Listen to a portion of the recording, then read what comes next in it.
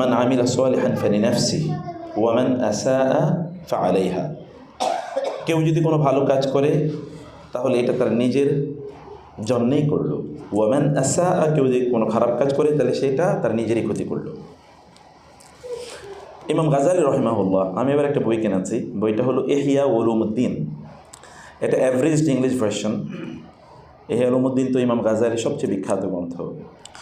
আপনার the revival of the Islamic sciences বইটার নাম, মানে দিনী জ্ঞানের কি বলে রিভাইভকে, হ্যাঁ, পুনর্জাগরণ।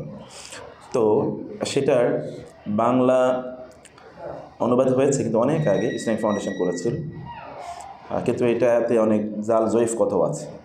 এগুলোকে বাদ দিয়ে এখন এটাকে আবার মুহাজ্জাব করা হয়েছে। করেছেন ইনি হচ্ছেন সালেহ আহমদ আশ-শামী, এই সময়ের সবচেয়ে বিখ্যাত ইসলামিক স্কলার মধ্যে একজন, সালেহ আহমদ শামী। তো এই কারণে বইটা আমি কেনাছি, ইংলিশ, মূলত বইটা আরবি ইংরেজি অনুবাদ হয়েছে। তো ওইখানে ইমাম গাজালি রাহিমাহুল্লাহ বলেছেন সেলফ লাভ মানে নিজকে ভালোবাসা। আপনি বলতে পারেন এটা তো খুবই খারাপ জিনিস, নিজকে ভালোবাসাই তো এই জগতের সবচেয়ে সমস্যার মূল। মানুষ কেবল নিজকে ভালোবাসে, অন্যকে ভালোবাসতে জানে না।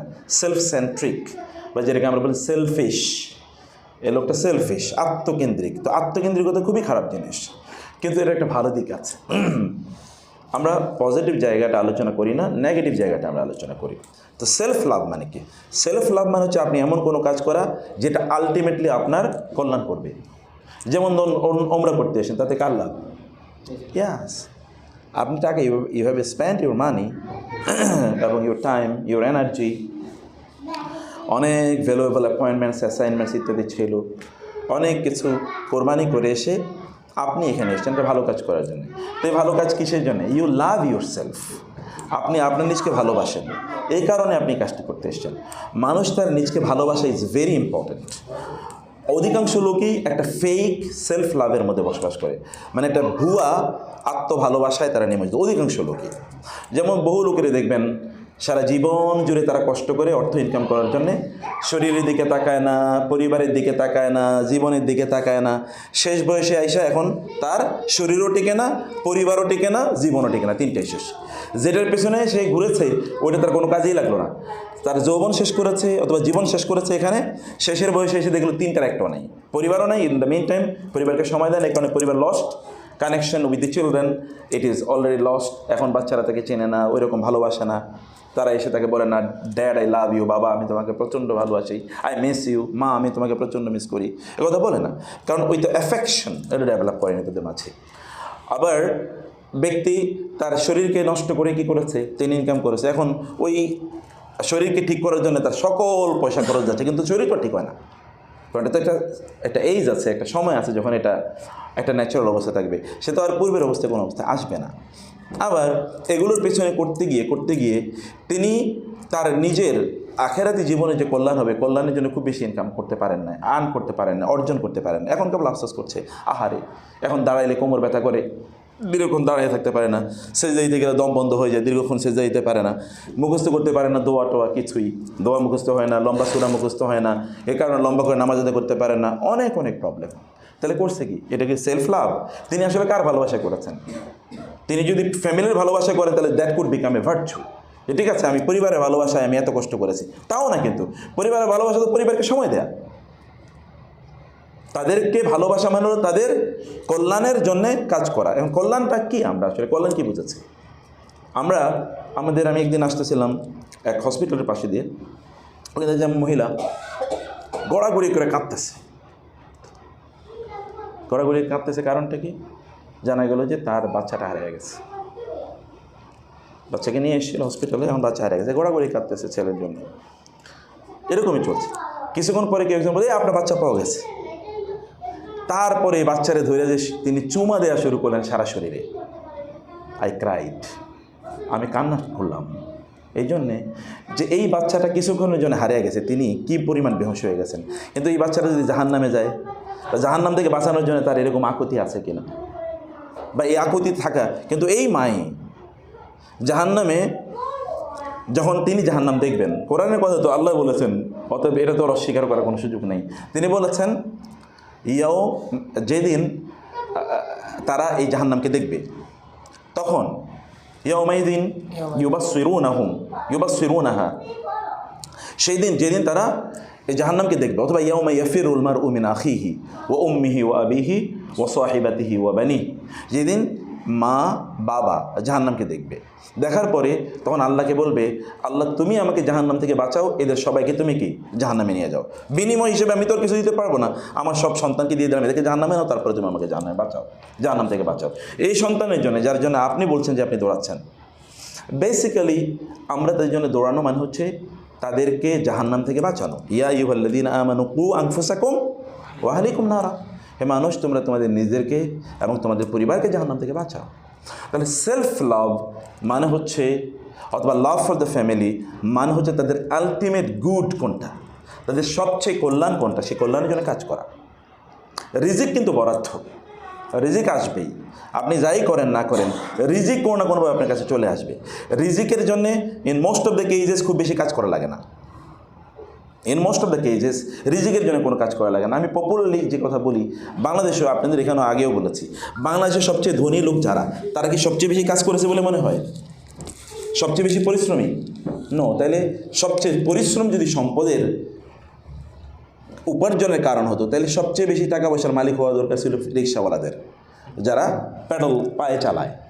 কারণ যেই পরিমাণ পরিশ্রম তারা করে, অথবা রাস্তায় যারা কাজ করে, ওই যে, অথবা গ্রাম অঞ্চলে যারা ওই যে মাটি মাথায় করে নিয়ে অন্য জায়গায় ফেলায়, এদের সে পরিশ্রম কে করে? কেউ বেশি পরিশ্রম করে। আপনি বলবেন যে আমি অনেক পড়াশোনা করেছি, কারণ বেশি টাকা পয়সা ইনকাম করেছি, তাহলে পৃথিবীতে ইউনিভার্সিটির প্রফেসরদের সবচেয়ে বেশি টাকা থাকতো। যেমন আপনাদের চেয়ে বেশি আমার টাকা থাকার কথা, সেটা কিন্তু নাই তো। মানে একটা কথা বললাম আর কি, তো ইউনিভার্সিটির প্রফেসরের তার টাকা বেশি, কারণ অনেক বেশি জ্ঞানী। আমি অ্যাপারেন্টলি জ্ঞানী না, কিন্তু প্রফেসররা তো আসলে পড়ায়, তার কারণে তার পড়তে হয়। কমপক্ষে পড়ার জন্যও কি, পড়ানোর জন্য পড়া লাগে। যদি না পড়ানো হইতো তাহলে পড়তো কিনা সেটা জানি না আমি, কিন্তু যেহেতু পড়াইতে হবে ক্লাসে গিয়ে, স্টুডেন্টরা তো তাদের চেয়ে ব্রিলিয়েন্ট টিচারদের চেয়ে, তো এই কারণে স্টুডেন্টরা ভেরি আপ টু ডেট, অতএব টিচারদের চেয়ে স্টুডেন্টরা ব্রিলিয়েন্ট হয়ে যায়। ফলে টিচারকে এমন কথা বলা লাগে যাতে স্টুডেন্টরা তার কথা শুনবে। আদারওয়াইজ, যেমন বুয়েটের ছাত্র, আমাদের সেদিন একটা কনফারেন্স ছিল, তো বুয়েটের ছাত্ররা এসে বললো, স্যার আমাদের ক্লাসে প্রায় 80% পোলাপাইন ঘুমায় ক্লাসে। সব মানে 20th ব্যাচের স্টুডেন্টদের সাথে আমার একটা প্রোগ্রাম ছিল, তো ওরা বিশাল একটা সংখ্যা উপস্থিত হয়েছে। তো পরে এসে বলে, দেখেন সে আমাদের ক্লাসে 80% স্টুডেন্ট ঘুমায় ক্লাসে, কারণ ওরা মনে করে এই স্যার কী বলতেছে এগুলি, আমি তো তার চেয়ে বেশি জানি। এখন স্যারের ক্লাসে উপস্থিত হওয়া লাগে একটাই কারণ, তার অ্যাটেন্ডেন্সের জন্য মার্কস আছে, নাহলে তো 75% বা 80% মার্ক ক্লাসে উপস্থিত থাকা লাগবে, নাহলে তো সে ইয়েই পাবে না, পরীক্ষার মানে অ্যাটেন্ডই করতে পারবে না, তাই না? যে আরেকজন প্রফেসর আছে, কই আমাদের প্রফেসর আছে, তো এখন নাইলে তো, এখন এই কারণে সে ক্লাসে উপস্থিত হয়। এবং আমি বললাম ঘটনা কি? স্যার ওনারা যে কথা বলে, ও জানে যে গুগলের সার্চ দিলে তার চেয়ে বেশি ইনফরমেশন দেবে, অথবা এআই রে সার্চ দিলে তার চেয়ে বেশি ইনফরমেশন দেবে। উনি বলে কি এগুলো? উনি তো সেই কবেকার কথাবার্তা বলে, আমাকে আরও লেটেস্ট জিনিস আমি জানি। আর ওরা জানে, আমি তো আইওটিতে অনেক ক্লাস নিয়েছিলাম, বহু প্রায় 14-15 বছর, তো আইওটি প্যারালাল বুয়েটের মতো আপনি জানেন। ওইখানে ইউনিভার্সিটির ছাত্রদেরকে দেখতাম, ওরা পরীক্ষার আগের দিন আমাকে ফোন দিত প্রচুর, স্যার আজকে কে কী পড়তে হয় বলো। তো আমরা এখন কেন এই স্যার, আমরা তো পড়েই পরীক্ষার আগের দিন রাতে, আপনাদের যদি নিশ্চয়ই আপনাদের ছেলেমেয়েরা আছে, দেখবেন যে এগুলো পড়েই পরীক্ষার দিন রাতে। তো এইরকম পরিস্থিতি। তো এখন যেটা বলতেছিলাম আমি, তা হলো যে আমাদের আলটিমেটলি আমাদের কল্যাণ, সেলফ লাভ কাকে বলে? আমাদের সেলফ লাভ হচ্ছে এই সন্তানদেরকে, যাদেরকে নিয়ে আমরা এত দৌড়াচ্ছি, যাদেরকে নিয়ে আমরা এত বলছি যে তাদেরকে আমরা দৌড়াচ্ছি, তাদের আলটিমেট গুডের জন্য আমরা কী করছি আসলে, বা তাদের গুড মানে হচ্ছে আমার নিজের গুড করা, মানে তাদেরকে সময় দেয়া, তাদের পেছনে সময় ইনভেস্ট করা, তাদেরকে দিনের পথে নিয়ে আসা, এই প্রকার বিষয়গুলো খুবই গুরুত্বপূর্ণ। আমি বলছিলাম যে নিজকে ভালোবাসা মানে হলো এমন কাজ করা যেই কাজের কারণে আপনি আখেরাতে গিয়ে আল্লাহ সুবহানাহু ওয়া তাআলার সামনে সম্মানজনক অবস্থায় দাঁড়াবেন, আল্লাহর সামনে সম্মানজনক অবস্থায় জানাবেন। সূরাতু আলে ইমরানের শেষের 10টা আয়াতের মধ্যে 11টা আয়াতের মধ্যে একটা কথা আছে, রব্বানা ওয়ালা তুখজিনা ইয়াউমাল কিয়ামা ইন্নাকা আলা কুল্লি শাইইন কাদির। হে আল্লাহ, আপনি কিয়ামতের দিন আমাদেরকে লাঞ্ছিত করবেন না, অপমানিত করবেন না। কিয়ামতের দিন কিন্তু একদল লোক লাঞ্ছিত হবে, অপমানিত হবে। ওয়ামাই ইউহিনিল্লাহু ফামা লাহু মিন মুকরিম, কেউ যদি সেই দিন অপমানিত হয় তাহলে তার আর সম্মান পাওয়ার কোনো সুযোগ নাই, সেদিন আলটিমেট ডে। তো সেই দিন আমার সম্মান হবে কিনা, আমি সম্মানিতদের কাতারে থাকবো কিনা, মর্যাদাবানদের কাতারে থাকবো কিনা, সেটা হচ্ছে সেলফ লাভ, সেটা হচ্ছে নিজকে ভালোবাসা। নিজকে ভালোবাসার কারণে মানুষ ভালো কাজ করে। আপনি যাদের জন্য করছেন বলে মনে করছেন, আলটিমেটলি তাদের এটুকু কতটুকু কাজে লাগবে তাও জানি না, আমাদের নিজের কতটুকু কাজে লাগবে আমরা তাও জানি না। তাহলে আমরা এগুলো কেন করছি, এত কিছু আমরা কেন করার চেষ্টা করছি? একটা যদি থাকে যে না ঠিক আছে আমরা এর মাধ্যমে অনেক বেশি ভালো কাজ যেন করতে পারি, সেই জন্য আমরা চেষ্টা করি, তাহলে খুব ভালো যে আমি এখন করছি, এরপরে আমি এগুলোর মাধ্যমে আমি ভালো কাজের দিকে আরও এগিয়ে যাবো, তাহলে খুব ভালো। কিন্তু যদি এটা হয়, এটাই আপনাকে প্রিঅকুপাইড করে রাখলো, যত বেশি ব্যস্ততা আপনার তত আল্লাহকে আপনি ভুলে গেলেন। তার মানে সম্পদ, রিজিক এটা আল্লাহর পক্ষ থেকে নির্ধারিত, কখন কীভাবে আসবেন ইউ নেভার নো, কোন জায়গা থেকে চলে আসবে ইউ নেভার নো। হতে পারে আপনার কোনো এক বছর এত বেশি ইনকাম হয়েছে, কীভাবে হয়েছে আপনি বুঝতেও পারেননি, প্রত্যেক টাকা চলে এসে, এটা আপনি জানেন না, এমনও হতে পারে।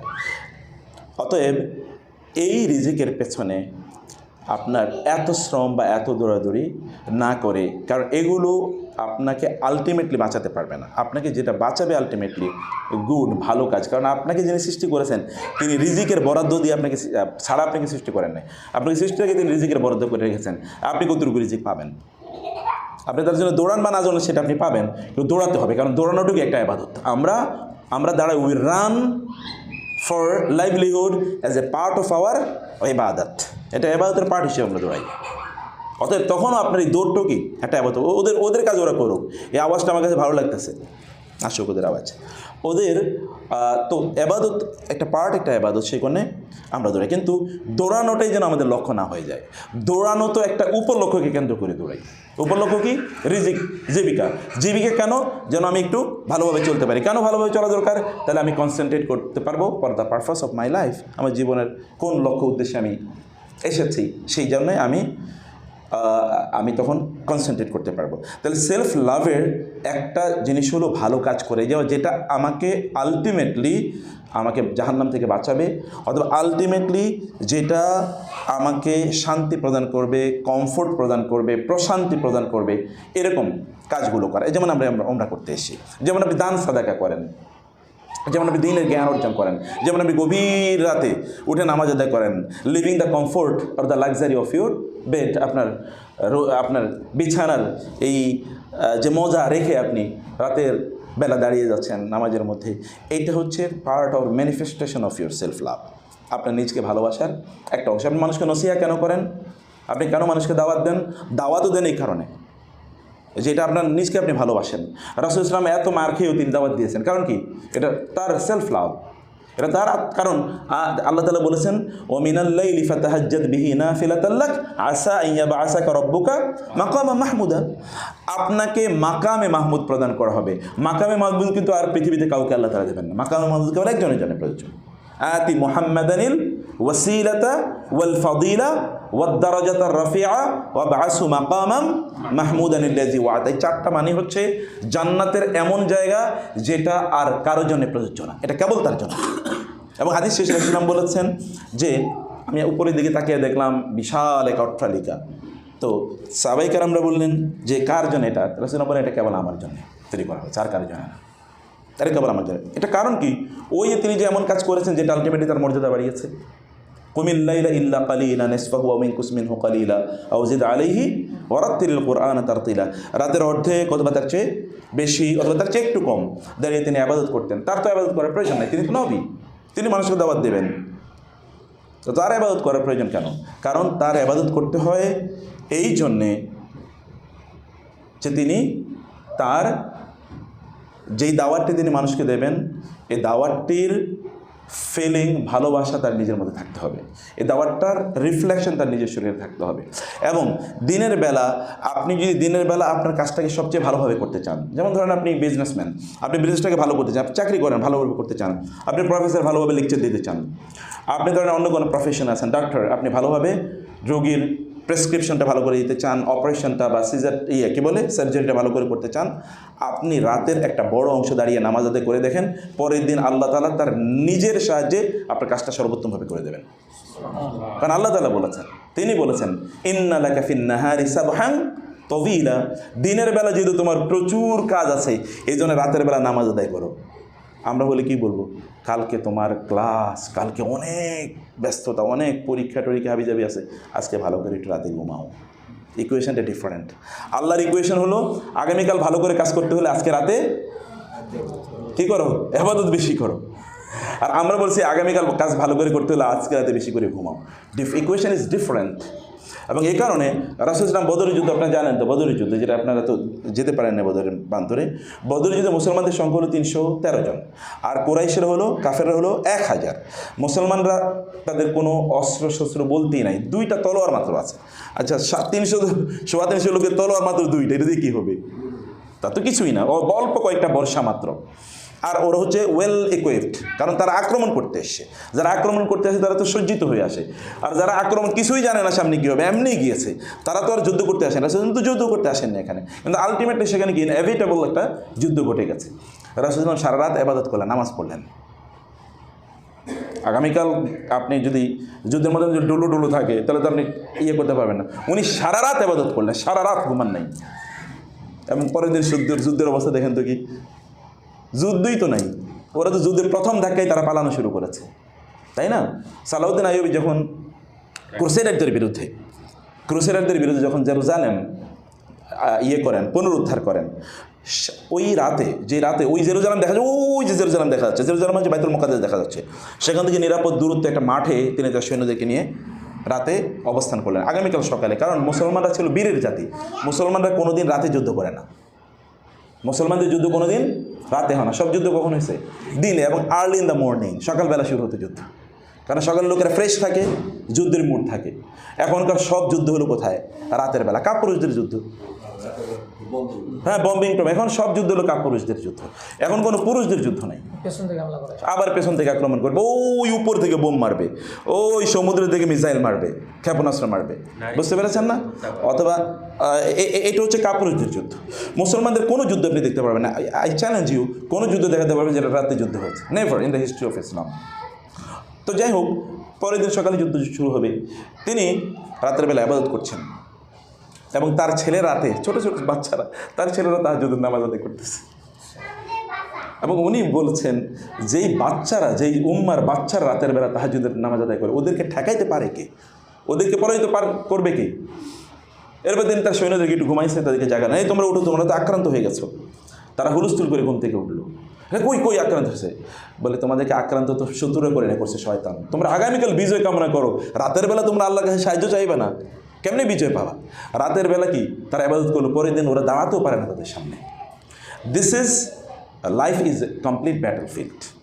পুরো একটা জীবনই একটা যুদ্ধক্ষেত্র, প্রত্যেকটা মুহূর্তে আপনি যুদ্ধ করেন। এই যুদ্ধের জন্য আপনার শক্তি জোগাড় করতে হয়, আর্মস, অ্যামুনিশন, উইপন্স, এটা আপনাকে নিতে হয়। এটা আসবে কোত্থেকে? আল্লাহর পক্ষ থেকে। ইট কামস ফ্রম আল্লাহ, এটা আল্লাহর পক্ষ থেকে আসে। আর এটা হচ্ছে রাতের বেলা আপনি যত দাঁড়িয়ে থাকবেন তত আপনি এটি পাবেন, যত বেশি দাঁড়িয়ে থাকবেন তত আপনি এটা শক্তিশালী হবেন। রাসূল সাল্লাল্লাহু আল্লাহ সুবহানাহু ওয়া তাআলা বলেছেন আপনি এই কাজটি করেন। এমনকি দাওয়াতি কাজের জন্য একই কথা বলেছেন। এরপরে সূরাতুল মুদ্দাসসির, এটা হল সূরাতুল মুজাম্মিল, সূরাতুল মুদ্দাসসির আল্লাহ বলেন, ইয়া আইয়ুহাল মুদ্দাসসির, এগেইন কুম ফাআনযির ওয়া রাব্বাকা ফাকাব্বির ওয়া সিয়াবাকা ফাতাহির ওয়া রুজ্জা ফাহজুর ওয়া লা তামনুন তাস্তাকসির ওয়া লিরাব্বিকা ফাসবির। দেখেন, সূরাতুল মুজাম্মিল বলেছেন কুম আল্লাইলা ইল্লা কাইলা, কুমিল লাইলা ইল্লা কাইলা। এখানে আল্লাহ বলেছেন কুম ফাআনযির, ওইখানে রাতের নামাজ পড়ো, এবার দাঁড়াও, তুমি কি করো? রাতের নামাজ যেহেতু তোমার পড়া শেষ, তুমি তো শক্তি অর্জন করেছো, এখন যাও, যাদেরকে ইচ্ছা তাদেরকে তুমি দাওয়াত দিতে পারো, নো প্রবলেম। তুমি এখন যে দাওয়াত দিতে পারো, কারণ দাওয়াত দিতে গেলে তোমাকে চ্যালেঞ্জ করতে পারবে না কেউ। আল্লাহ সুবহানাহু ওয়া তাআলার সাহায্য, মানে ইবাদতটা আমরা যেন আল্লাহ সুবহানাহু ওয়া তাআলার সন্তুষ্টির জন্য করি। আর নিজের ভালোবাসায় করি। ফাকাইফা তাত্তাকুনা ইন কাফারতুম ইয়াওমা ইয়াজআলুল উইলদানা শাইবানিস সামাউ মুনফাতিরুম বি কানা ওয়াদু মাফউলা। ফাকাইফা তাত্তাকুন, তোমরা তোমাদের নিজেকে কিভাবে বাঁচাবা? ইন কাফারতুম, তোমরা যদি নিজেদের প্রতি অন্যায় করো, তোমরা তো নিজেদের প্রতি অন্যায় করলা। ফাকাইফা তাত্তাকুন ইয়াওমা ইয়াজআলুল উইলদানা শাইবা, যেদিন শিশুরা পর্যন্ত বৃদ্ধ হয়ে যাবে, ওই দিনের ভয়াবহতা, ওই দিনের ভয়াবহতা শিশুদেরকে পর্যন্ত বৃদ্ধ করে ফেলবে। মানুষের শরীরে বিভিন্ন ধরনের রোগ তৈরি হয়, যেমন তার চুল দাড়িগুলো সাদা হয়ে যায়, অথবা তারকে ব্লাড এটা কী বলে, ওই যে ব্লাড প্রেশার বেড়ে যায়, সুগার লেভেল বেড়ে যায়, হাইপার টেনশন ইত্যাদি তৈরি হয়। এগুলো সবই কী কারণে? টেনশনের কারণে। এগুলো সবই কিন্তু টেনশনের কারণে, অ্যাংজাইটির কারণে। এই অ্যাংজাইটি মানুষকে এরকম করে, কিয়ামতের দিন ওই ভয়াবহ অ্যাংজাইটি মানুষকে, শিশুরা পর্যন্ত বৃদ্ধ হয়ে যাবে এই ভয়াবহ অ্যাংজাইটিতে। সেই দিন তোমরা তোমাদেরকে কীভাবে বাঁচাবা? যদি তোমরা তোমাদের নিজেদের ভালোবাসায় ইবাদত না করো, তোমাদের নিজের ভালোবাসায় যদি ইবাদত না করো, আপনারা আপনাদের নিজের ভালোবাসায় নিজকে ভালোবাসেন বলেই এখানে হয়তো বা এসছেন, অথবা এটা আমরা বুঝিনি যে আমরা নিজেকে পরম ভালোবাসি, নিজেকে পরম ভালোবাসি। পরম ভালোবাসা মানে আলটিমেটলি আমার নিজকে জাহান্নাম থেকে বাঁচানো, আমার নিজকে জান্নাতের উপযুক্ত করে তোলা। এই রকম ভালোবাসার প্রকাশ এখানে একটা কালমিনেশন, মানে এটা চূড়ান্ত জায়গায় এখন আপনারা অবস্থান করছেন, ইমানের হয়তো বা সর্বোচ্চ শিখরে এখন আপনারা অবস্থান করছেন। কারণ নামাজ আপনারা জামাতে আদায় করবেন, বাইতুল্লাহতে নামাজ আদায় করবেন, জিকির আজকারে সময় কাটাচ্ছেন, ইবাদতে সময় কাটাচ্ছেন, আরও তাহাজ্জুদে নামাজ আদায় করছেন, এর চেয়ে উত্তম কোনো অবস্থা হতে পারে না। কিন্তু it is to be continued.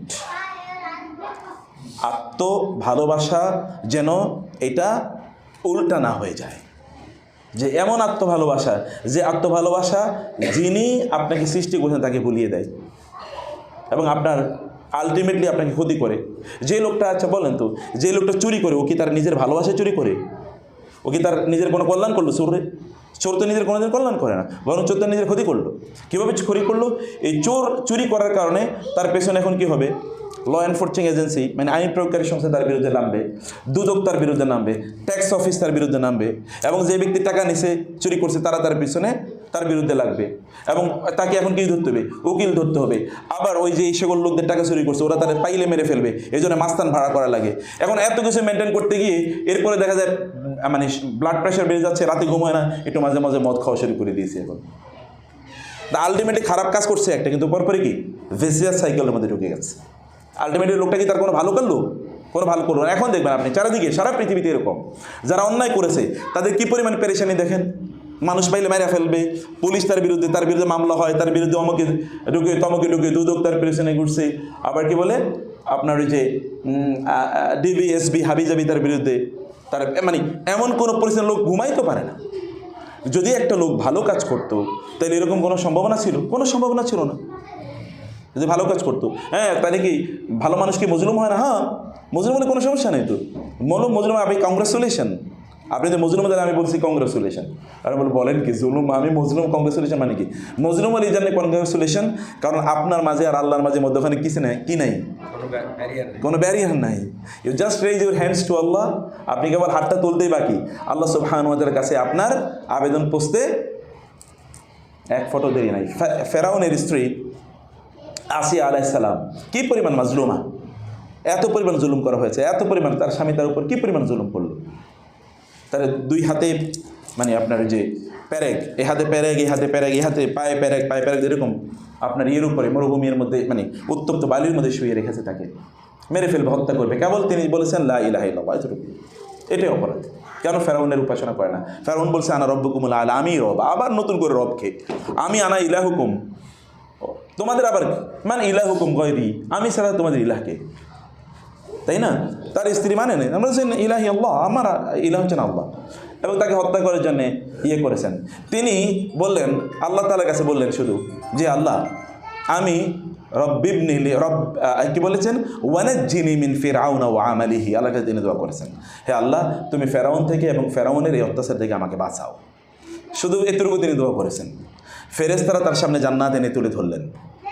তার জন্য যে প্রাসাদ আল্লাহ তারা নির্মাণ করেছেন, প্রাসাদটা তার সামনে এরকম তুলে ধরেছেন ফেরেশতারা। আর ওই প্রাসাদ দেখে দেখে তিনি হাসতেছেন। ফেরাউন বলছে কি পাগল হয়ে গেল নাকি? মানুষকে অত্যাচার করলে মানুষকে হাসে না, কাঁদে? কিন্তু তিনি হি ওয়াজ লাফিং, তিনি হাসতেছিলেন। ফেরাউন বলছে পাগল হয়ে গেছে মনে হয়, কিন্তু আসলে তো পাগল না, কারণ আল্লাহর কাছে তিনি দোয়া করেছিলেন রব্বিবনি লি ইনদাকা বাইতান ফিল জান্নাতি ওয়া নাজ্জিনি মিন ফিরআউন ওয়া আমালিহি। হে আল্লাহ, এই যে ফেরাউন আমার উপরে এত অত্যাচার করতেছে, এই অত্যাচার থেকে আপনি বাঁচান, আর এই অত্যাচারের বিনিময়ে জান্নাতে আপনার কাছে আমাকে একটা প্রাসাদ নির্মাণ করে দেন। আল্লাহর কাছে প্রাসাদ মানে কি? এটা সাধারণ ইস্যু না, আল্লাহর কাছে প্রাসাদ। এটা প্রাইম মিনিস্টারের বাড়ির সামনে আপনার একটা বাড়ি থাকুক, না এবার ভালো হওয়াটা কি খারাপ না ভালো?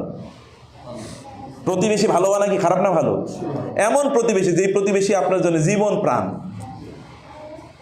আপনার জন্য সে প্রত্যেকটা মুহূর্তে ফিদা হয়ে যায়, আপনার একটু আওয়াজ শুনলে সে চিৎকার করে দৌড়ে আসে, এরকম প্রতিবেশী পাওয়া তো সৌভাগ্যের বিষয়। মানুষের 4টা জিনিস হলো সৌভাগ্যের প্রতীক। আপনি যে সৌভাগ্যবান, এটা 4টা জিনিস থাকলে বোঝা যায়। তো আমাদের একটা হলো কি? ভালো প্রতিবেশী, তাহলে আপনি সৌভাগ্যবান। এর মধ্যে একটা হলো ভালো প্রতিবেশী, যে আপনি সৌভাগ্যবান। ইমাম মালিক রহিমাহুল্লাহ, ইমাম আব্দুল্লাহ ইবনে মুবারক রহিমাহুল্লাহর বাড়ি বিক্রি হবে। আব্দুল্লাহ ইবনে মুবারকের বাড়ির পাশে এক ইহুদির বাড়ি বিক্রি হবে। তো ইহুদি বাড়ির দাম চাইছে, এক মুসলমান এসে বললো ঠিক আছে তুমি বিক্রি করবা, কত? বলে 10,000 দিরহাম। বলে মেয়েটার দাম আছে 1,000 দিরহাম সর্বোচ্চ, তুমি 10,000 দিরহাম চাচ্ছ কেন? বলে কথা তো সত্য, দাম 1,000 দিরহাম বটে, কিন্তু এটা যে আব্দুল্লাহ ইবনে মুবারকের বাড়ির পাশে, এই কারণে কি আরো 9,000 দিরহাম দেওয়া লাগবে, 10,000 দিরহাম লাগবে। এরকম প্রতিবেশীর বাসায় বাড়ি পাওয়া। যেন আপনার ধরেন ধানমন্ডিতে একটা ফ্ল্যাট আছে, একটা এক্সাম্পল বলছি, একটা ফ্ল্যাট আছে, আর একটা ফ্ল্যাট আছে ধানমন্ডিতে লেকের পাড়ে, দাম কোনটার বেশি? লেকের পাড়ে দাম বেশি কেন? কি সমস্যা কি? ওটা কি অনেক বড় নাকি? No, location is very important. Location is very important. Production ম্যানেজমেন্টে আমরা পড়াতাম, location is very important. Location location location. আপনি ব্যবসা করতে চাইলে লোকেশন ইজ ইম্পর্ট্যান্ট। অনেক সাজায় রাখবেন বহুত দূরে, কোনো কাম হইব না। এটা ভালো, মোটামুটি ভালো একটা জায়গায় দিয়েছেন, টং দোকান হলে আপনার প্রচুর পরিমাণ ব্যবসা হবে। Location is very important. অর্থাৎ প্রাইম রিয়েল এস্টেট সবগুলো তো গুরুত্বপূর্ণ না। এটা লেক ভিউ, ওইটা কি আপনার কি বলে ভিউ, গার্ডেন ভিউ, অথবা সাউথ ফেসিং, এগুলো তো তখন দাম বেড়ে যায়, তখন এটা প্রাইম রিয়েল এস্টেট হয়ে যায়। আদারওয়াইজ তো এটা জমি কেবল এস্টেট। তো এইটার লোকেশন, আল্লাহর সাথে ঘর থাকা কিন্তু সাধারণ বিষয় নয়। এবং আল্লাহ তাআলা কিছু কিছু বান্দাদের জন্যে এমন ঘর নির্মাণ করে দেবেন যেগুলোতে কোরআনে এসে এবং হাদিসে এসছে, তাহলে ভিতর থেকে বাইরের সব কিছু দেখা যাবে। ভিতর থেকে বাইরের কি সব কিছু দেখা যাবে। আচ্ছা, আমাদের দেখেন এখন আমরা গ্লাস হাউস বানাতে চাই, কিন্তু আপনি সেফ জায়গা বানাবেন, নিশ্চয়ই এমন জায়গা বানাবেন না যেখানে পিকেটারটা, অথবা ধরেন এখন হঠাৎ করে কী হয়েছে, মিছিল হয়েছে এবং আপনার গ্লাসে সব ইটামাইরা সব ভেঙে ফেলেছে, এরকম জায়গা নিশ্চয়ই আপনি বানাবেন না। এমন একটা জায়গা বানাবেন যেখানে খুবই কি, হ্যাঁ, এখানে সেফ। আবার গ্লাস হাউস কিন্তু সামনে দেখা যাচ্ছে কি একটা ডাস্টবিন, ময়লার ডাস্টবিন, এরকম জায়গা বানাবেন? নো, এমন জায়গা বানাবেন যেখানে অনেক চমৎকার ভিউ আছে, বাইরে ফুলের গাছ, ফলের গাছ, এবং কি আপনার নদী বয়ে যায় কুলকুল করে, পাখি দেখা যাচ্ছে, এরকম মনোরম দৃশ্য। এইরকম একটা মনোরম দৃশ্যওয়ালা গ্লাস হাউস আল্লাহ তাআলা আপনাদের জন্য জান্নাতে তৈরি করে রেখেছেন ওইখান থেকে। কারণ এখন মডার্ন লাক্সারি হলো, বাড়িতে সবচেয়ে দামি বিল্ডিংগুলোতে কি থাকে, পুরোটা গ্লাস দিয়ে, সবচেয়ে দামি বিল্ডিং। বাংলাদেশেও দেখবেন সবচেয়ে দামি বিল্ডিং, গ্লাস অনেক অনেক বেশি। ইউরোপে গিয়ে দেখবেন যে সবচেয়ে দামি বিল্ডিং মানে কি পুরোটাই গ্লাস। একটি কারণ ওইখান থেকে বাইরের মনোরম দৃশ্যগুলো দেখা যায়। আপনি দেখবেন এই যে বিভিন্ন জায়গায় আপনাদের যে অফিসগুলো আপনার নেন, অফিসে বড় করে গ্লাস। এখন তো যেই সকল বাসা বাড়িগুলোতে জানালাটা একেবারে ফ্লোর পর্যন্ত থাকে, ওগুলোর দাম বেশি না কম? ওগুলোর দাম বেশি, ওগুলোর দাম বেশি, কারণ গ্লাস একেবারে জানালা পর্যন্ত, তাহলে আপনি বাইরের ভিউটা পুরো দেখতে পাবেন। জান্নাতে এরকম কোটি কোটি ব্যবস্থা করে রেখেছেন আল্লাহ সুবহানাহু ওয়া তাআলা, বাইরে থেকে সব দেখা যাবে, সব মনোরম দৃশ্য। কিন্তু আবার আপনার প্রাইভেসিরও কোনো সমস্যা হবে না, কারণ কেউ আবার তাকাবেন আপনি কী করতেছেন। প্রাইভেসির ইস্যু আছে তো, বাইরে সব দেখা যায়, তাহলে তো আবার প্রবলেম না, কিচ্ছু দেখা যাবে না। কেমন একটা জায়গা আপনার জন্য আল্লাহ তাআলা নির্মাণ করে রেখেছেন। শুধু তাই না, ওর নিচে দিয়ে কি ঝর্ণা প্রবাহিত। আপনার ধরেন এমন একটা গ্লাস হাউস, আপনার নিচ দিয়ে দেখা যাচ্ছে বিভিন্ন রঙের কালারের মাছ ওইখানে যাচ্ছে, বিভিন্ন কালারের মাছ যাচ্ছে, কেমন লাগবে বলেন? অসাধারণ। এখন তো আমরা এটা একটু 3D সাজিয়ে রাখি অনেক সময়, একটু এগুলো দেখার জন্যে, যে লাইভ কিছু জিনিস দেবো, ওটা রিয়েল লাইফ, এটা তো ফেক লাইফ, কিন্তু ওটা রিয়েল লাইফ। এরকম জায়গা আল্লাহ তাআলা তৈরি করেছেন। তার মানে হচ্ছে আপনার নিজকে যদি আপনি ভালোবাসেন, তাইলে কেবল ওই জায়গাটা আপনি অর্জন করতে পারবেন, যদি আপনার নিজকে আপনি ভালোবাসেন। নিজকে ভালোবাসা মানে হচ্ছে যেই কাজটা আপনি এখানে করেছেন, এই কাজটাকে প্লিজ কন্টিনিউ দিস। কেবল আজকে এটা শেষ করবেন না, এই যে কাজটা করেছেন এই কাজটা কন্টিনিউ করবেন। কিন্তু মনে রাখা দরকার যে এবাদত করলে হয় না, আমি আর মানে 5 মিনিটসের মধ্যে আমি শেষ করে দিচ্ছি। এবাদত করলে আপনাদেরকে হবে না। বাইতুল্লাহ নির্মাণ কেমন বড় এবাদত হতে পারে বলেন তো? বাইতুল্লাহ, আল্লাহর ঘর নির্মাণ কেমন বড় এবাদত হবে? আপনি যদি বলা হতো, এখন তো আল্লাহ বাঁচাইছে আমাদেরকে যে এখানে কোনো টাকা পয়সা মসজিদে দান সাদাকা নেয় না, যদি আমাদের দেশের মতো মসজিদে টাকা পয়সা নিত তাহলে এরা টাকা তোলার জন্য হয়তো বা কয়েকশো লোক, কয়েক হাজার লোক রাখা রাখতো, কারণ আমরা প্রত্যেকেই বাইতুল্লাহতে কিছু টাকা দিতে চাইতাম, তাই না? সবাই গরিব দুঃখী প্রত্যেকেই দিতে চাইতাম যে আল্লাহর ঘরে একটু টাকা দিয়েছে, তাই না? কি বড় সম্মানের এটা, মানে আমি ইমোশনের জায়গাটা বলছি। তাহলে যিনি নির্মাণ করছেন এককভাবে, তার মর্যাদার লেভেল থাকে। বাপ ছেলে মিলে যখন বাইতুল্লাহ নির্মাণ করছে, তারা বুঝছে এতটুকুই যথেষ্ট না, এত বড় কাজ করছি বলে আপনারা মনে করতে পারেন, কিন্তু আল্লাহ যদি কাজটা কবুল না করে তাহলে লাভ কি? বাপ এবং ছেলে এই বাইতুল্লাহ নির্মাণ করার পর তারপরে আল্লাহর কাছে হাত তুলে বলেন, রব্বানা তাকাব্বাল মিন্না ইন্নাকা আনতাস সামিউল আলিম, আল্লাহ তুমি কবুল করে নাও, তুমি তো সর্বশ্রোতা সর্বদ্রষ্টা, সবচেয়ে বেশি জানো, তুমি জানো আমাদের অন্তরের খবর কেন আমরা করেছি, তুমি জানো আমরা তোমার কাছে কি প্রার্থনা করছি, অতএব তুমি আমাদের কাজটা কবুল করে নাও। আল্লাহ তাআলার কাছে ইবাদত করার পর আল্লাহর কাছে দোয়া করতে হয়, আল্লাহ তাআলা যেন এই ইবাদতগুলো কবুল করে নেন। কবুল করে না নিলে এই ইবাদতের কোনো মূল্য নাই। What is the difference between hajj এবং ওই যে ওদের তীর্থযাত্রা? আরও কি যেন ওরা বিভিন্ন জায়গায় যায় না, হিন্দুরা কোথায় যেন যায়, ওরা স্নান করতে, ওদের তীর্থযাত্রা আছে। তো তীর্থযাত্রা ধরেন তারা গঙ্গায় যায় বা ইত্যাদিতে যায় তারা, তো তাদেরও তো একটা কি, ওইটাও তাদের রিচুয়াল, আমাদেরও একটা রিচুয়াল। তো এই দুটোর মধ্যে পার্থক্য কী? আচ্ছা আমি এদের কথা বাদ দিলাম, এখানকার তো জাহেলি যুগে তো লোকেরা হজ করেছে, তাদের হজের আমাদের হজের মধ্যে পার্থক্য কী? বেসিক পার্থক্যটা কি? আচ্ছা ওরাও দান করে, আমরাও দান করি, ওরা করে চ্যারিটি, আপনি করেন সাদাকা, হজের ইজ ডিফারেন্স, একই তো কাজ। তাহলে মূল কাজটা কোথায়, মূল পার্থক্যটা কোথায়? এই যে এখানে what is in your heart, আপনার অন্তরে আসলে কি ধারণ করেছেন আপনি, ইন্টেনশনটা কি, নিয়তটা কি, কী কারণে আপনি করেছেন। আপনি যদি আল্লাহর জন্য করেন তাহলে গুড, যদি আল্লাহর জন্য না করেন তাহলে তো ব্যাড, ওয়ার্স্ট, শিরক, সবচেয়ে খারাপ কাজে এটা পরিণত হয়। আল্লাহর জন্য করতে হবে, এটা আল্লাহকে বোঝাতে হবে যে আল্লাহ আমি আপনার জন্য করেছি, এবং আল্লাহর কাছে বলতে হয় যে আল্লাহ আমি আপনার জন্য করেছি, আপনি এটাকে কবুল করে নিন। এটা 1 নাম্বার, এটা দোয়া করতে হবে। আপনি যদি দোয়া করতে পারেন তাহলে বুঝবেন যে আল্লাহ তাআলা আপনার কল্যাণ চান এবং আল্লাহ তাআলা আপনাকে দোয়া করার জন্য তৌফিক দিয়েছেন। ওমর রাদিয়াল্লাহু তাআলা বলতেন, আমার দোয়া কবুল হবে কিনা এটা নিয়ে আমি কোনো টেনশন করি না, আমি দোয়া করতে পারবো কিনা এটা নিয়ে টেনশন করি, কারণ আমি জানি যদি দোয়া করতে পারি তাহলে এটা আল্লাহর পক্ষ থেকে স্পেশাল একটা তৌফিক আল্লাহ আমাকে দিয়েছেন দোয়া করার জন্য, আর যেহেতু তিনি তৌফিক দিয়েছেন তিনি দোয়া কবুল করবেনই। অতএব praying to Allah does matter. আমি আল্লাহর কাছে দোয়া করতে পারবো কিনা এটা হচ্ছে ম্যাটার করে, কারণ দোয়া করতে পারাটা এটা আল্লাহর পক্ষ থেকে এলহাম না হলে কোনোদিন হয় না। আমি ব্যক্তিগতভাবে জীবনে দেখেছি, আমি চাইলে দোয়া করতে পারি না, মানে আমার মনে হচ্ছে দোয়া করবো কিন্তু ভুলে গেছি, কিন্তু হঠাৎ করে দোয়া করে দেখেছি দোয়া করছি কিন্তু হয়ে গেছে। দোয়া করতে হবে, দোয়া কনসিয়াসলি দোয়া করতে হবে, বুঝে শুনে দোয়া করতে হবে। দোয়া একাকী দোয়া করা লাগে। ইজ নাদা রাব্বাহু নিদাআন খাফিয়া। জাকারিয়া আলাইহিস সালাম, তার কোনো সন্তান হয় না, 90 বছর বয়স, এবং তার স্ত্রী কি বন্ধা, স্ত্রী বন্ধা, এবং তিনি কি বৃদ্ধ, এবং তার স্ত্রী বৃদ্ধা এবং বন্ধা, দেখেন দুইটাই ইস্যু। বৃদ্ধা এবং ডাক্তাররা তো আছেন জানেন, একদিকে বৃদ্ধা আর এদিকে বন্ধা, দুইটা প্রবলেম। আবার তার স্বামীও কি বৃদ্ধা। এই বৃদ্ধ বয়সে সন্তান হয় এরকম পৃথিবীতে 2-1টা রেকর্ড দেখান তো। আপনার সমসাময়িক 2-1জন একটা দেখান যার 90 বছর বয়স এরকম একজন মহিলার সন্তান হয়েছে, আপনি কোনো রেকর্ড দেখাতে পারবেন না, চ্যালেঞ্জ। আমি জানি না, আমার কাছে কোনো রেকর্ড নেই, কেবল কোরআনে আমরা দেখেছি। তো একজন নারী, তার বয়স প্রায় 87, 88, আবার তিনি বন্ধা, এত বছরে তার কোনো সন্তান হয় না। এমনি তো নারীদের 40 বছরের পরে তাদের সন্তান হওয়াটা ইট ইজ ডিফিকাল্ট, এবং এই পৃথিবীতে এখন নারীদের সন্তান কম হয় একটাই কারণ, তাহলে যে বিয়ে হয় কি পরে, যত লেট ম্যারেজ তত সন্তান হওয়ার সম্ভাবনা কি কমে যায়, তত সন্তান হওয়ার সম্ভাবনা কমে যায়, বিভিন্ন কারণে কমে যায়। এটা মেডিকেল ইস্যু, আমি সেটা বলছি না। তো এখন এরকম একজন নারী কেমনে সন্তান হয়?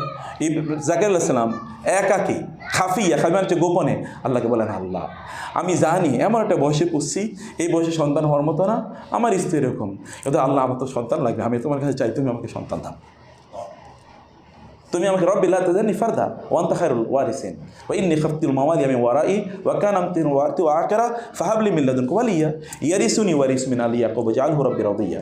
সূরা মারইয়াম, এটা বাসায় গিয়ে পড়বেন, সূরা মারইয়ামের প্রথম ঘটনাগুলো পড়বেন। তো আল্লাহ সুবহানাহু ওয়া তাআলা জাকির আলাইহিস সালাম দোয়া করতেছেন, নামাজের মধ্যে দোয়া করছেন। এই নামাজের মধ্যে ফেরেশতা এসে বললেন, আল্লাহ তাআলা সুসংবাদ দিচ্ছেন আপনার একটা ছেলে হবে, এবং তার নামও আল্লাহ রেখে দিয়েছেন, তার নাম হবে কি ইয়াহিয়া। বলে কি আমার ছেলে হোক মানে আমি তো বৃদ্ধ, আমি চাইছি আল্লাহর কাছে, বাট আমি ডাউট করি না, সন্দেহ করি না, কিন্তু হবে কীভাবে? তখন আল্লাহ তাআলা ফেরেশতারা বললেন, আল্লাহ তাআলা তো আপনাকে যেভাবে বানাইছেন এভাবে আপনার সন্তানকে আল্লাহ সুবহানাহু ওয়া তাআলা বানিয়ে পারেন। একই সিস্টেম, নতুন কোনো সিস্টেম নেই এখানে। আল্লাহ তাআলা চাইলে আপনার কাছে যেটা ইম্পসিবল সেটা কি আল্লাহর কাছে ইম্পসিবল? আপনার কাছে ইম্পসিবল হতে পারে, আল্লাহর কাছে তো ইম্পসিবল না। আল্লাহর কাছে চাইতে অনেক বড় কিছু। সুলাইমান আলাইহিস সালাম আল্লাহর কাছে কি চাইছিলেন? সুলাইমান আল্লাহর কাছে চাইলেন, আল্লাহ তুমি আমাকে এমন রাজত্ব দাও এর যেই রাজত্ব পৃথিবীর কাউকে তুমি আর দেবা না, শুধু এতটুকুই বস। এরপরে কি হয়েছে ঘটনাটা দেখেন। আল্লাহ সুবহানাহু ওয়া তাআলা সুলাইমান আলাইহিস সালামকে যে রাজত্ব দিলেন, এই রাজত্ব আজ পর্যন্ত পৃথিবীর কাউকে দেন নাই। সুলাইমান আলাইহিস সালামের রাজত্বের কয়েকটা ইস্যু বলি। এমনি তো ফিজিক্যাল রাজত্বের কথা বলছি, কিংডম, তার মতো কিংডম। বলা হয় যে ব্রিটিশদের রাজত্বে নাকি কি সূর্য ডুবতো না, সুলাইমান আলাইহিস সালামের রাজত্বে সূর্য ডুবতো না, এত বড় রাজত্ব ছিল। সুলাইমান আলাইহিস সালামের জন্য কাজ করতো কারা? পাখিরা। ওই হুদুদ পাখির নাম মনে আছে না আপনাদের? ওই যে সাবা, 1000 মাইল দূরে। কোথায়? সাবা। ওই সাবাতে একজন মহিলা ওই এলাকার রাজত্ব করে। ওই 1000 মাইল দূরে গিয়ে ওই পাখি এসে বলেছে সুলাইমানকে যে ওইখানকে তো একজন মহিলা আছে, তার নাম হচ্ছে এরকম এরকম, তিনি এবং তার জাতি মূর্তি পূজা করে, সূর্যের পূজা করে, আল্লাহর ইবাদত করে না। তো আপনি তাদেরকে, সুলাইমান আলাইহিস সালাম আছে, ঠিক আছে আমি দেখতেছি। এরপরে এটা ধরেন একটা জিনিস, এবং তিনি পিঁপড়ার ভাষা বুঝতেন। আমরা কারা কারা পিঁপড়ার ভাষা বুঝি? পিঁপড়ার ভাষা তিনি বুঝতেন। ওই যে পিঁপড়ার মানে একটা উপত্যকা দিয়ে যাচ্ছিলেন, তখন একটা পিপিলিকা বলে উঠলো, হে পিঁপড়ার গোষ্ঠী, তোমরা তাড়াতাড়ি গর্তে ঢুকো, কারণ সুলাইমান এবং তার এই বাহিনী তোমাকে না বুঝে তোমাদেরকে পিষ্ট করে ফেলবে। পিঁপড়ার ভাষা বুঝতেন। 2 নম্বরে আসেন। 3 নম্বরে তার জন্য কাজ করতো কারা? এত বিশাল রাজত্ব পরিচালনা করার জন্য আল্লাহ তাআলা তাকে জিন দিয়ে দিলেন, যে জিনরা তার জন্য কাজ করে, এবং জিনরা বিশাল বড় বাহিনী, তো তাদেরকে খাওয়াতে হবে, তো বিশাল বড় তার সৈন্যবাহিনী। এই সৈন্যবাহিনীকে খাওয়ানোর জন্য আল্লাহ তাআলা জিনদেরকে দায়িত্ব দিয়ে দিলেন। জিনরা তার জন্য কি করছে? ফসলের জমিন চাষ করতেছে জেনেরা, মাছ ধরে নিয়ে আসতেছে জেনেরা সমুদ্র থেকে, ওইখান থেকে মুক্তা সেচে নিয়ে আসতেছে জিনেরা, তার জন্য বিল্ডিং, অট্টালিকা নির্মাণ করছে। জিনদেরকে দিয়ে আল্লাহ তাআলা তার কাজ করাই দিচ্ছেন, কারণ মানুষের পক্ষে কাজ করানো সম্ভব না। 2 নম্বর। 3 নম্বর বিষয় হচ্ছে তার তো বিভিন্ন জায়গায় ঘুরতে হয়, এত বিশাল রাজত্ব, এখন তো আর আপনার প্লেন আছে, পার্সোনাল জেট ইত্যাদি ইত্যাদি দিয়ে আপনি যেতে পারেন, কিন্তু উনি যাবেন কীভাবে? সে সময় তো কিছু নাই। আল্লাহ তাআলা বলেন, ঠিক আছে তোমার যাওয়ার ব্যবস্থা করে দিচ্ছি, এখন আর তোমার কি লাগবে না, ঘোড়াটাও কিছু লাগবে না, বাতাসের তুমি বলবা, বাতাস আমি ওই জায়গায় পৌঁছতে চাই, বাতাস তোমাকে সকালে তুমি উঠবা, আধা ঘন্টার মধ্যে বা 10 মিনিটের মধ্যে তোমাকে ওই জায়গায় পৌঁছে দেবে। আবার তুমি বলবা যে আমি একেবারে পূর্ব দেশে যেতে চাই, পূর্বে বাতাস তোমাকে 10 মিনিটের মধ্যে পৌঁছে দেবে। আল্লাহ সুবহানাহু ওয়া তাআলার কাছে চাইলে, আল্লাহর কাছে কেবল একবারই উনি চাইছেন, কিন্তু আল্লাহ তাআলা তাকে দিয়েছেন। অতএব চাইতে, কারণ আল্লাহর বড়ত্বের দিকে তাকে আপনি চাইবেন, আপনার নিজের ছোটত্বের দিকে তাকে আপনার দরকার নেই। আপনার ইনক্যাপাবিলিটি, লিমিটেশন, শর্ট ফল ইত্যাদির দিকে তাকানোর দরকার নাই, আল্লাহ তাআলার ভাস্টনেসের দিকে তাকিয়ে আমাদেরকে চাওয়া দরকার। এই কারণে আল্লাহ রাসূল বলেছেন, তোমরা যখন আল্লাহর কাছে চাইবে তখন কি জান্নাতুল ফেরদাউস চাইও। আল্লাহর কাছে ছোটো চাই, আল্লাহর মর্যাদাটা কমায়ও না, আল্লাহর মর্যাদার প্যারালাল তার কাছে চাইতে হবে। আপনার কাছে, আপনি প্রাইম মিনিস্টারের কাছে গেলেন, যাওয়ার পরে বলেন তুমি আমার কাছে যা চাও আমি তোমার তাই দেবো। আপনি বলেন প্রাইম মিনিস্টার আমার 1 কেজি চাল লাগবে, 1 কেজি চাল দেন, এটা কি আপনি বলবেন? এটা তো আপনার দৈন্যতা বোঝাবে। নিশ্চয়ই আপনি ভালো একটা কিছু চাইবেন, আল্লাহর কাছে চাওয়া লাগে। অর্থাৎ আমাদের এই দোয়াটা যেন, আমাদের ইবাদতগুলো যেন আল্লাহ কবুল করে নেন, এবং বারবার যেন আপনারা এখানে আসতে পারেন সুস্থভাবে, আল্লাহর কাছে সেটা দোয়া করবেন ইনশাআল্লাহ। কারণ আপনারা এমন একটা সময়ে আছেন যে সময় আপনার দোয়া করলে আল্লাহ তাআলা দোয়া কবুল করে নেবেন ইনশাআল্লাহ। 2 নম্বর বিষয়। 3 নম্বর বিষয় হলো যে আপনারা দেশে গিয়ে এখনকার যে ইবাদত করেছেন, এই ইবাদত যদি আপনারা কন্টিনিউ করতে পারেন, তাইলে বুঝবেন যে আপনাদের ইবাদত কবুল হয়েছে। ইন্না মিন আলামাতি কুবুলিল আমালি আল আমালুস সালিহাতু বাদাহা। আপনার আমল কবুল হয়েছে, এটার প্রমাণ হলো ওই আমলের পরে আপনি আমলটাকে কি রেখেছেন? অব্যাহত রেখেছেন। আমল বন্ধ করে দেন নাই। আমল যদি বন্ধ করে দেন তাহলে বুঝবেন যে কি আপনার ইবাদত কবুল হয় নাই। কারণ ইবাদত করার জন্য তৌফিক আসে কার পক্ষ থেকে? আল্লাহর পক্ষ থেকে। আল্লাহ যদি আপনার ইবাদত কবুল করে নেন, তাহলে ওটা আল্লাহ তাআলা আপনার কাছ থেকে কোনোদিন ছিনিয়ে নেবেন না, ওটা তিনি আপনাকে কন্টিনিউ করতে দেবেন। সেটা কন্টিনিউ করেন যতটুকু, যেমন নামাজ জামাতের সাথে আদায় করেছেন এবং অন্যান্য যে কাজগুলো করেছেন, এর মধ্যে আপনারা থাকেন। আল্লাহ সুবহানাহু ওয়া তাআলার জন্যে গোটা জীবনকে আল্লাহর জন্য দিয়ে দেওয়া যায়, এটা মানে আপনার প্রফেশনাল লাইফকে স্যাক্রিফাইস করে দিতে হবে। নট নেসেসারিলি আপনার প্রফেশনাল লাইফটাও আল্লাহর জন্য হতে পারে, বা সেটাও আল্লাহর ইবাদত হতে পারে। কিন্তু এই জায়গায় শুধুমাত্র ফর্মাল যে আবাদতগুলোর কথা আল্লাহ বলেছেন, সেই ফর্মাল আবাদতগুলোকে প্রফেশনাল কাজের উপর প্রাধান্য দেওয়া লাগবে, টাইমিংটাকে প্রাধান্য দেওয়া। যেমন এখন আপনার প্রফেশনাল কোনো একটা কাজ চলে এসছে, যেমন এখন আপনার লেকচার পিরিয়ড টাইম হয়ে গেছে, আপনি এখন নামাজের সময় হয়ে গেছে, আপনি which one you will prefer, আপনি নামাজ দিয়ে করুন, কমপক্ষে 4 রাকাত পড়ে যান, একটা এক্সাম্পল বলছি, পরে তারপর আপনি ক্লাসটাকে নেন, অথবা রুটিনটাকে এমনভাবে সেট করেন। সালাফরা তারা নামাজের টাইমিংয়ের উপর ভিত্তি করে তারা কী করতেন, তাদের অ্যাপয়েন্টমেন্টগুলো তারা রাখতেন। এখন আমরা তো অ্যাপয়েন্টমেন্ট রাখি কি নামাজের সময় না, এই অ্যাপয়েন্টমেন্টের সময় হয়ে গেছে, এখন আর নামাজ পড়া যাবে না। আচ্ছা এখন তো নামাজের সময়, ঠিক আছে নামাজ পরে পড়বো, অ্যাপয়েন্টমেন্ট বা আমার এই কাজটা আমি শেষ করি।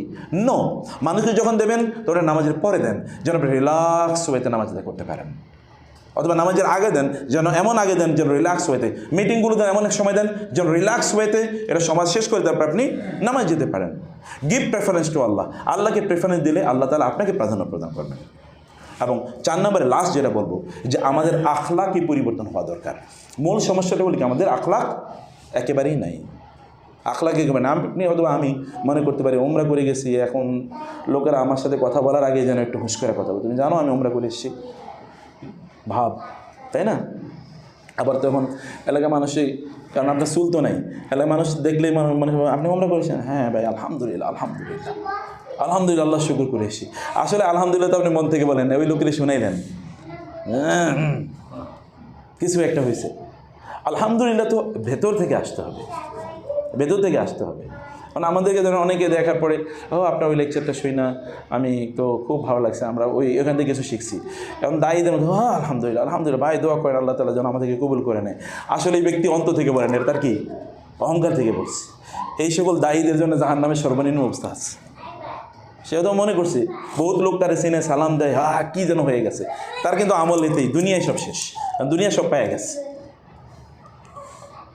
তো আপনি আমল করেছেন, এটা মানুষের কাছে এক্সপোজার যেন ওইভাবে না হয়, মানুষকে এই ফিলিং না দেয়া। একটু আগ বাড়ে এখন ইবাদত করে গেছেন, এখন সবাইকে ডাকবেন, একটু ভাই ওমরা থেকে আসলাম তো, আসেন একটু চা খাই একসাথে, আগে ওমরা থেকে আসি, এটা একটু বলে, ভাই ওমরা থেকে আসি তো এই কারণে এতদিন দেখেন নাই, ভাই কেমন ছিলেন, আমি এই কয়েকদিন ছিলাম না তো বাংলাদেশে, একটু ওমরা করতে গেছিলাম, মানে কথায় কথায় ওমরা। শ্বশুরের দেখতে গেছে হলো জামাই, তো যাওয়ার সময় নিয়ে গেছে আঙ্গুর, এখন বাসায় এসে ওয়াইফেরে বলতেছে, জানো আজকে তো আব্বাকে হসপিটালে দেখতে গেছিলাম, শ্বশুর বাবাকে, তো যাওয়ার সময় দোকানে দেখলাম খুব ভালো কিছু আঙ্গুর নিয়ে গেছিলাম। তো ওয়াইফ তো ভালো আছে, ঠিক আছে, আর দেখছো আঙ্গুরগুলো দেখে কিন্তু উনি খুব পছন্দ করছে, আঙ্গুরগুলো আমারও খুব পছন্দ হয়েছিল, এত ভালো আঙ্গুর। আর উনি নেয়ার পরে না আঙ্গুরগুলো উনি কিছু খাইছেন, আবার ওখানে আরও কিছু লোক ছিল ওরাও আঙ্গুরগুলো পছন্দ করছে, সব আলোচনা কি প্রায় 20 বার এর মধ্যে আঙ্গুরের কথাই বলছে। তো আমাদের আলোচনায় যেন, আমাদের কথাবার্তা যেন কোনো অবস্থায় না ভেসে উঠে যে আমরা একটা ইবাদত করে এসেছি অথবা এটা মানুষকে জানাই, এটা না। যত আখলাকে আচরণ যত বেশি করা যায়, সুন্দর করে যত বেশি মানুষের সাথে কাজ করা যায়, মানুষ যেন পরিবর্তন ফিল করে, এমনকি আমার পরিবারের সদস্যরা যেন বুঝে যে না আমি পরিবর্তিত মানুষ হয়ে এসেছি। তো ইনশাআল্লাহ আপনাদেরকে লাস্ট নাসিহাটা করবো যে আপনারা কমিউনিটির সাথে কানেক্টেড থাকবেন কাইন্ডলি। আমাদের একটা কমিউনিটি আমরা ডেভেলপ করতেছি ইনশাআল্লাহ। আমার মনে হয় আসুন্নাহ হজ অ্যান্ড ট্রাভেলস অ্যালামনাই এরকম নামে, যদি এটা একাডেমিক নাম না দিয়ে যদি আমরা এখানে কোনো একটা কমিউনিটি এরকম কোনো একটা নাম দিলাম, যে এই কমিউনিটিগুলোতে আমি একে বলবো শেখবেকে যে আপনি মাসে অথবা না পারলেও কমপক্ষে 2 মাস পর পর একটা হালাকার কনফারেন্সের আমরা ব্যবস্থা করি ইনশাআল্লাহ। প্রয়োজন আমরা ভলান্টিয়ার করলাম কোনো একটা জায়গায়, একটা কমিউনিটি হল বা ভাড়া নিলেন, 200-300 লোক আসলো, আমরা দিনভর একটু সকাল থেকে সন্ধ্যা পর্যন্ত কোনো একটা দিন স্পেয়ার করলাম, সেখানে 2-3 জন ভালো আলোচক আসলো, তার একটু দিনই কথাবার্তা বললো, এটা নাসিহা আমাদেরকে করলো। কারণ আমাদের তো অনেক সময় হয় না বিভিন্ন ব্যস্ততার কারণে, অন্তত 1-2 মাস পর পরে যদি একটু বসার সুযোগ হয়, তাইলে দেখা সাক্ষাৎ হলো।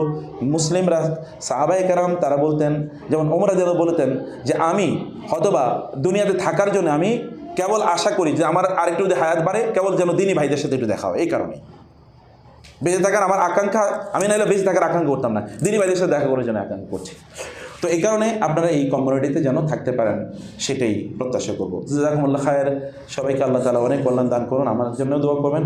আমি আজকে ইনশাআল্লাহ আমার ফ্লাইট হলো রাত্রে 11টায়, তো আমরা হয়তো মাগরিব পরে এখান থেকে রওনা দেবো। ঠিক অনেকের সাথে হয়তো দেখা হবে না, আপনারা দোয়া করবেন আল্লাহ সবাইকে যেন সুস্থ রাখেন এবং তার দিনের সাথে আন্তরিকভাবে থাকার তৌফিক দান করেন। আল্লাহুম্মা আমিন।